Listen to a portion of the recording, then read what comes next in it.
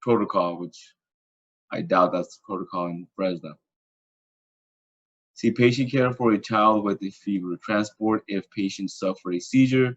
So yeah, so fevers can cause patients to have seizures, in which case, yeah, you should take them to the hospital to be evaluated to see what's going on. Do not submerge patient in cold water. Yeah, bad idea. Do not use rubbing alcohol to cool patient. Yeah. Does anybody know how like the whole idea behind alcohol, like rubbing alcohol? Because I've actually seen people do this, and I never knew why they do it when they're cool. I mean hot.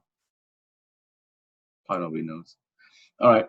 See, other pediatric disorders. So patient care for a child with meningitis. I think I showed a video on meningitis already. Did I or not? Did you guys see the video on meningitis? Yeah, I think you did. Okay, you guys did. Okay, cool.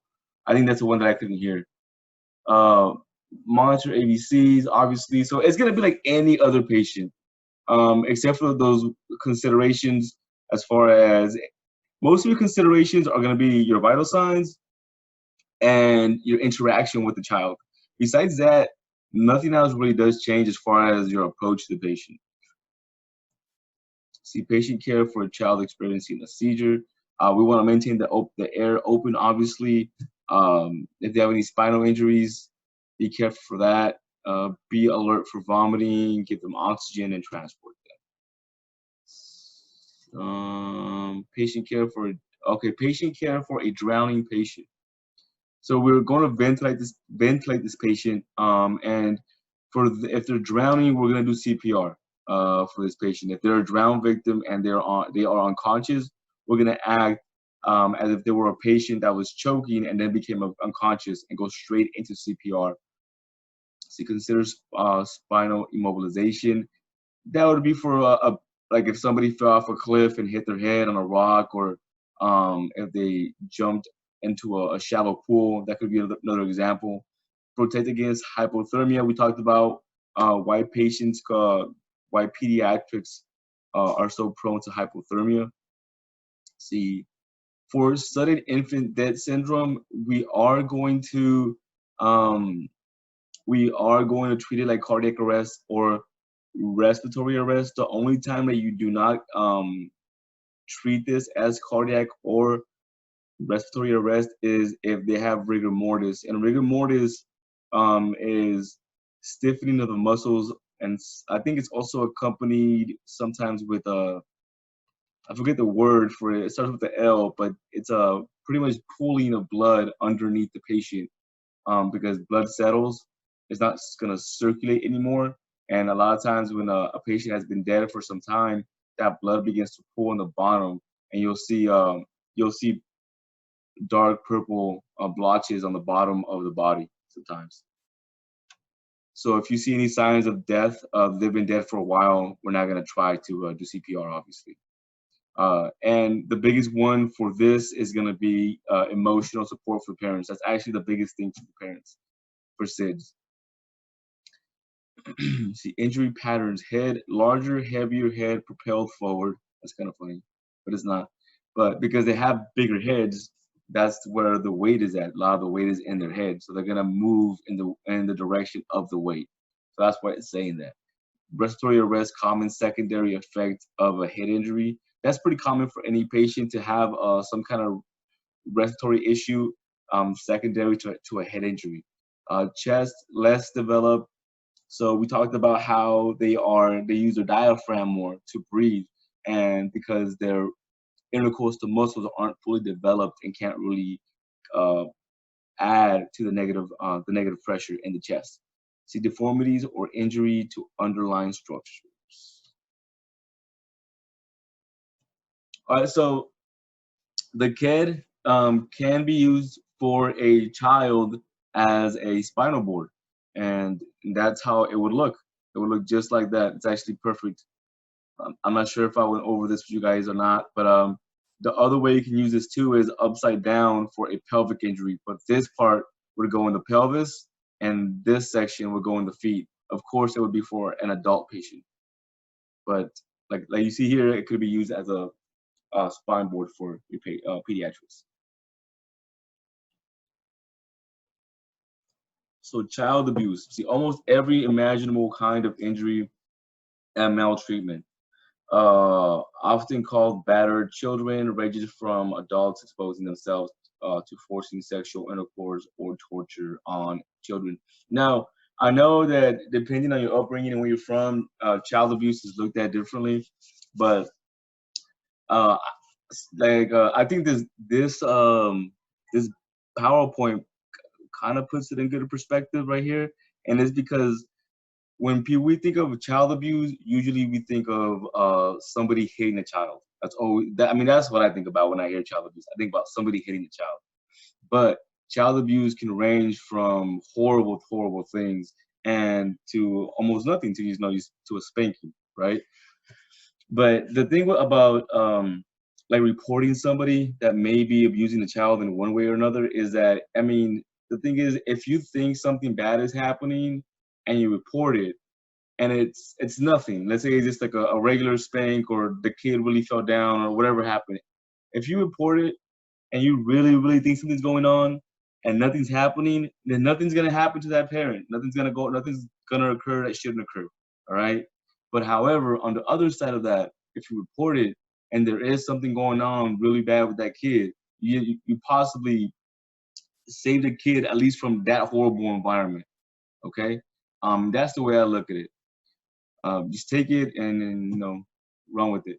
Ranges from cases in which abuse was only emotional or minor in nature are less reported. The signs of possible physical abuse. So these are all these examples of abuse: lacerations, that's a cut, bruises or abrasions, broken bones. Obviously, just because a child has a broken bone or a laceration doesn't mean they're being abused. Um, but there are other signs to look out for, obviously. But stuff like this, you see how there's different patterns here? This is completely unacceptable, because this means that this kid there's a history, because you have bruises that are really, really old and some that are fresh. And that's something that I would report if I seen it, because of the pattern. So you see that this kid is continuously being hit. That's what that tells me. I guess this was a cord whip injury on a teenager. So that's something else that could happen. Signs of possible physical abuse. Obvious signs of sexual assault, any unexplained genital injury, seminal fluid or any kind of fluid, or discharge associated with sexually transmitted disease. Pretty much just things to look out for. See, possible indications for an adult being an abuser. Uh, Inappropriate concern about child. So what this is talking about, it's talking about that parent that you're talking to the child, but every time they're butting in every single time, and they won't even let their kids say one word. Things like that, Um, that's what that bullet point is talking about. Trouble controlling anger. I mean, it seems to be on a brink of an emotional explosion. So like, again, like I said, just because the parent or the adult around is showing these or showing one or multiple of these doesn't mean they're guilty of anything. These are just things to look out for, just red flags. You're always just putting a puzzle together. You don't know what's going on, but you're always just trying to make sense of the world and your environment. And so these are just some red flags that are given to you, so you can look out for. See, dress and provide other appropriate care, preserve evidence.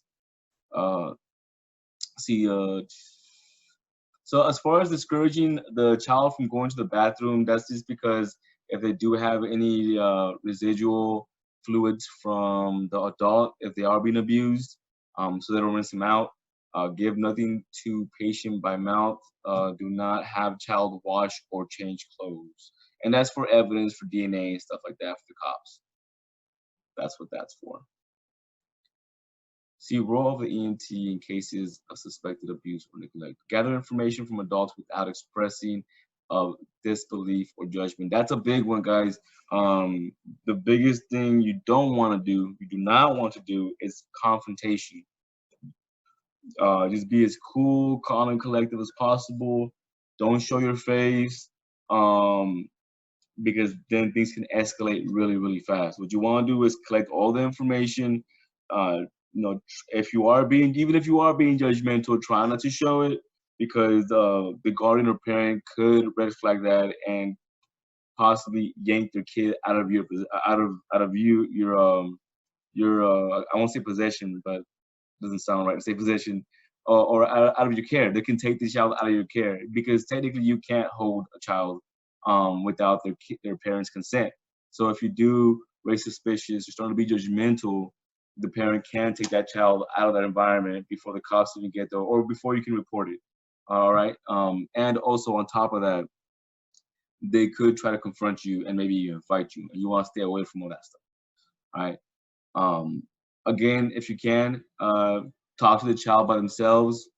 That way you can pick up on some more signs, see if anything's going on. You do this by having your partner distract the parent. That's how you do this, if possible, obviously. And plainly and clearly report to medical staff and any findings or suspicion regarding physical and sexual abuse. Talking to partner, hospital staff, contact state child. So you are what's called, I think it's a mandated reporter, meaning that if you do suspect any child abuse or any abuse of any kind to anybody, you are mandated to report, because you work in the medical field. See, psychiatric effects on EMTs. Pediatrics calls are among the most stressful. That's, from my experience, maybe not me being on a call, but from talking to other people in EMS, that is true. This seems to be one of the biggest issues with a lot of paramedics and EMTs. Is going to those really jacked up calls of child abuse, or like a child's death, or anything to do with a child that's negative, seems to have the biggest negative effect on EMS people. May identify patient with own child, and that could be why too, because we all have children in our life, whether it's our son, daughter, nieces, nephews. See, may be anxious about dealing with children. See, most serious stresses over the very communicating with and treating children can be learned. So this is a big thing for me too. So I'm not really a kid person at all, but it's one thing you have to kind of train yourself to talk to different kinds of people. And it's just because I'm not used to talking to kids, so that's why I don't know really how to interact with kids, like with kids how other people do. Because some people can like just chop it up with kids and talk about Power Rangers and stuff like that, and talk about like the cartoons that are going on. And I'm like, what's going on? I have no idea what that is. But one thing is, you kind of just have to just learn to talk to them, just like anybody else. You just have to learn how to socialize with different groups, different age groups, different background groups. So it's just like anything else. You just have to kind of just practice it. And every time you have a pediatric patient, just have a conversation with the kid and see where it goes. And it'll just, next time you have a different pediatric, you'll have a better idea how to approach him. It'll just get better and better as you go. And that's really all I can tell you as far as that goes. Or talk with other EMTs if you're serious about that. How do they talk to pediatrics? Talk with your services counselor. And that's it for today, guys. I don't have a test or anything today. Let me check what we have going on tomorrow. I mean, not tomorrow, but Thursday. Stop sharing. So it looks like we are going over geriatric next. So we're going to go over chapter 34, geriatric emergencies. And if you guys don't have any questions for me or nothing, then I'm going to let you guys go. I just had a question on the number we call for American Ambulance. For American Ambulance, give me 1 second. I have to find that on my emails. I just called their front desk and then they put me through. Oh, do you have the number on you right now? Sorry. If not, I'll look for it right now. I'll dig in my